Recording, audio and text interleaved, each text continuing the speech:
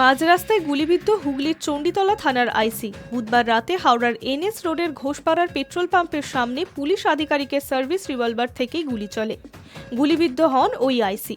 তবে কী কারণে গুলি চলল তা এখনও স্পষ্ট নয়।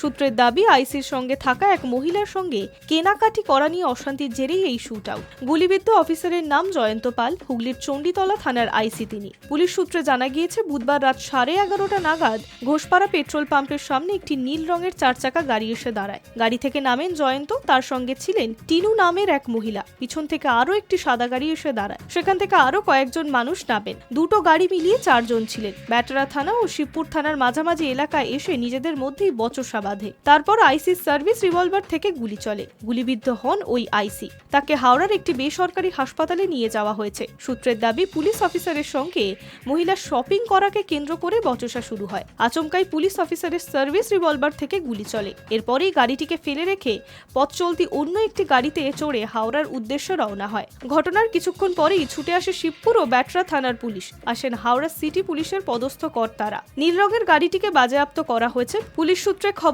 গাড়ির ভিতরে থাকা রক্তমাখা সামগ্রী উদ্ধার করা হয়েছে। তবে ঠিক কী কারণে গুলি চলার ঘটনাটি ঘটেছিল তা নিয়ে দ্বন্দ্বে রয়েছে পুলিশ। বিষয়টি নিয়ে তদন্ত শুরু করেছে পুলিশ। High news network.